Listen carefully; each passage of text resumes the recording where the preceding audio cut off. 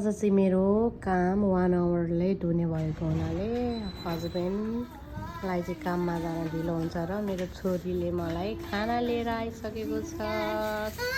छोरी र हस्बेन्डले thank you. पानी पनि बाबा र छोरी छुट्न सकेन यहाँ फेरि। बाई। खानेकुरा चाहिँ के ल्याउनु भएछ हेरौँ है त। मेरो बुढोले अचार है, अचार रहेछ। के ल्यायो सानो खाना?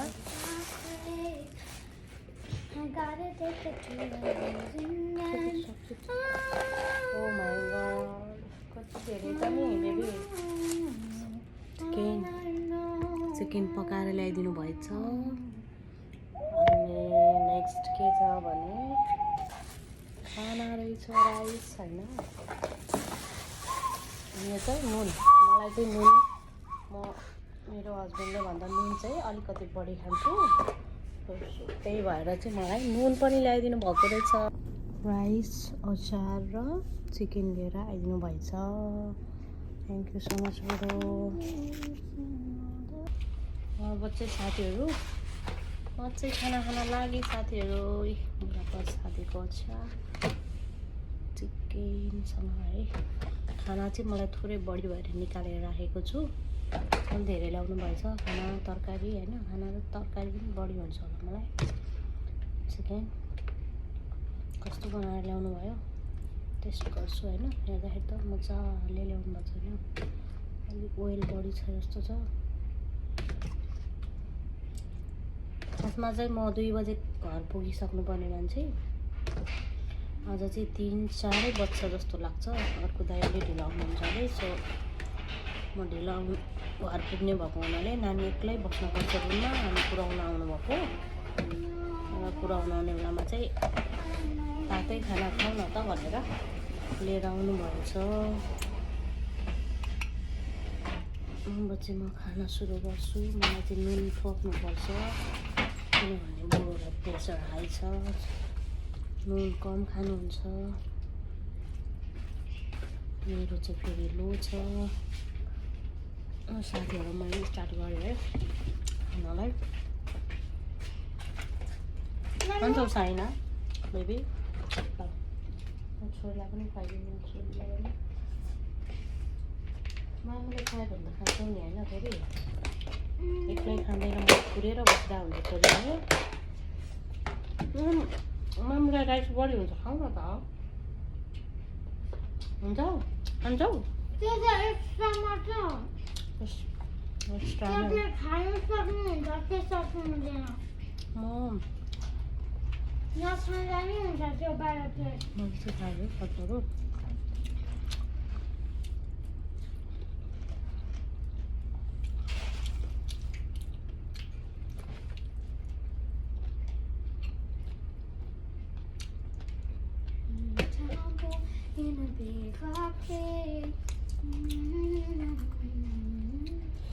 सधैँ चाहिँ मलाई पुरेर बसिरहेको हुन्छ छोरीले पनि मामुसँगै खाने भनेर।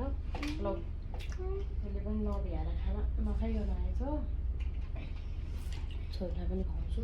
अनि त्यो डोर क्लोज गर बेबी, बाहिर को त्यो डोर क्लोज गर। नखाऊ भुजा, नखाऊ।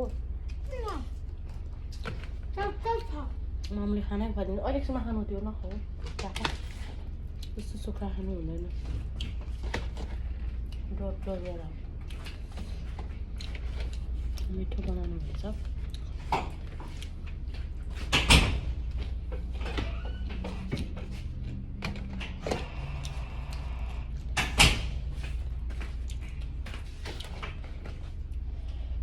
मिठो भएछ होइन? पिरो रहेन त खाउँछु त, म खुवाइदिन्छु।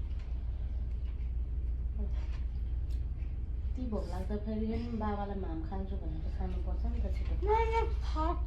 ओके खाएको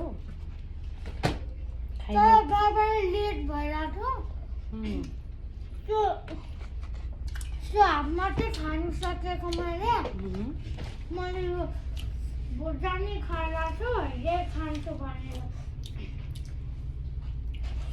लिएर आएको नि।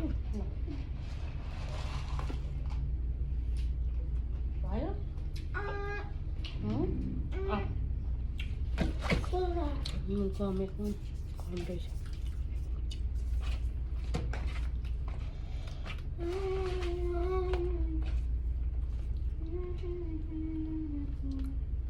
अचार खाँदैनौ छैन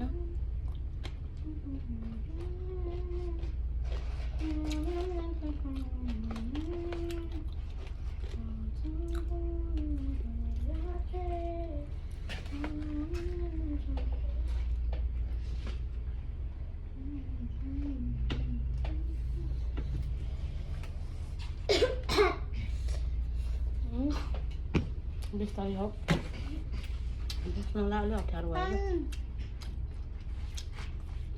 पाल्नु त होला उयो मासुमा खाऊ ल मासुमा अलिकति होला तलको नखाऊ ल धेरै छ फेरि तिमीले पानीमा सबै पोल्नु त्यो खाऊ थोरै भएर